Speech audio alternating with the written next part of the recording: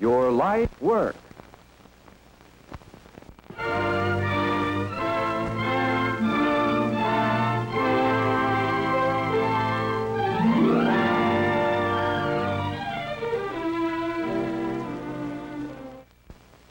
The art attributed more to man's progress than any other art. By means of printing, the fund of knowledge accumulated through the ages is available to everyone, rich and poor alike. Printing is essential to all education. All the other arts rely on it. Religious movements depend on it. Business could not function without it, nor could government. Because of the need for printed matter in practically all of man's activities, printing now ranks fourth among the nation's great industries.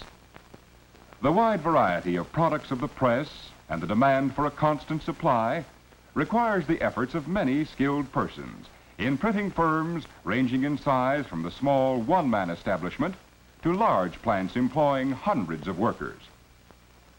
Printing as a vocation attracts many young men and women because it offers real opportunities for steady work, good pay, and advancement. The trade has several branches and numerous allied industries. The most familiar branch, letterpress printing, has three distinct types of work. These are, first, composition, the preparation of the type or other matter to be printed for the presses. Second, press work, the actual printing of the composed matter on paper or some other substance.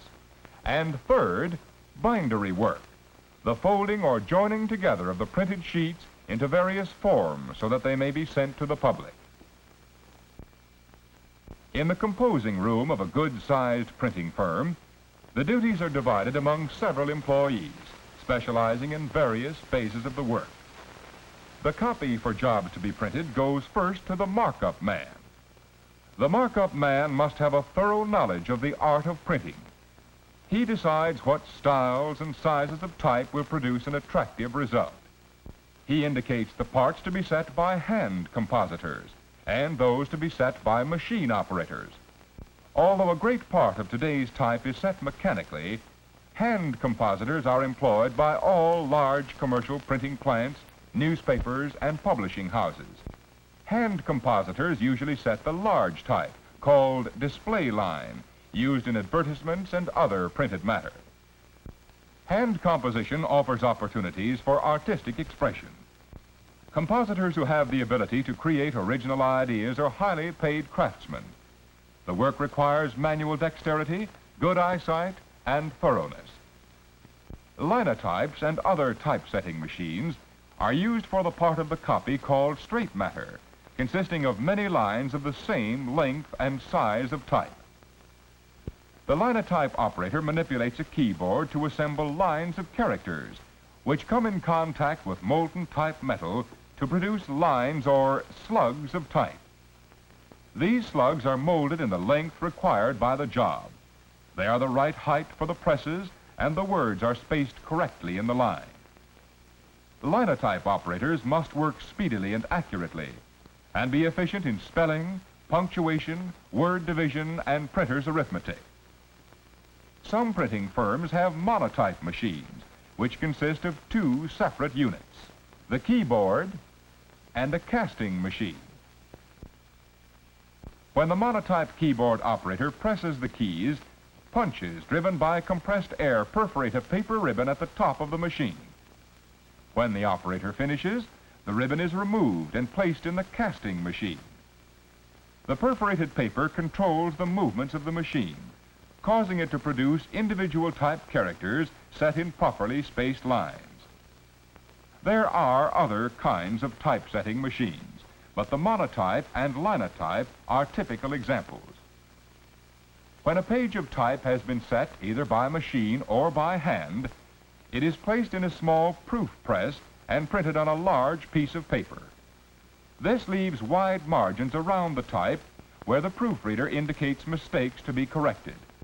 It is the proofreader's responsibility to find all errors in spelling, punctuation, and typography. Large plants employ persons, usually women, who do nothing but proofread. But in some shops, this job may be done by the foreman or head operator. After mistakes have been corrected, all the type and engraved plates for a single page must be assembled.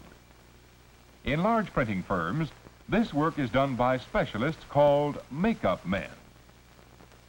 In the lock-up department, workers called stone men assemble many pages of type into single forms. But there are several different ways in which the matter to be printed is prepared for the presses. It all depends on the kind of press to be used. Platen presses are used on small jobs, such as letterheads or handbills. Some of these presses are hand-fed. On other small job presses, an ingenious device feeds the paper automatically. There are automatic cylinder presses for long runs of small work. In offset presses, the matter to be printed is first impressed from a zinc plate to a special rubber roller, then transferred to the paper. And for printing magazines, books, and newspapers, there are immense high-speed rotary presses which, printing both sides of the paper in one operation, turn out thousands of folded copies per hour. But no matter what kind of press is used, a pressman must be a skilled, conscientious worker. He is in charge of expensive machinery and materials, and the quality of the work produced depends on his ability. Before a job can be printed, the pressman must make ready, that is, compensate for inequalities of pressure of the paper against the plate.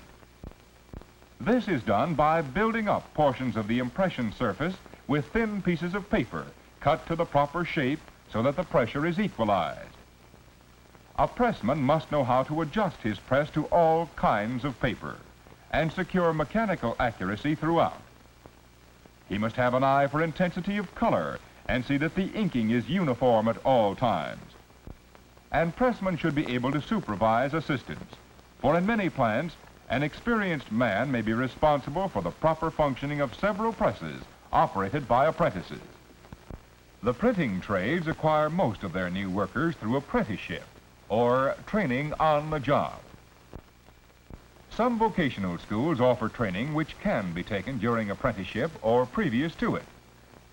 Vocational school training alone does not always produce skilled workers, but it does enable a person to decide whether he is truly interested and suitable for the work.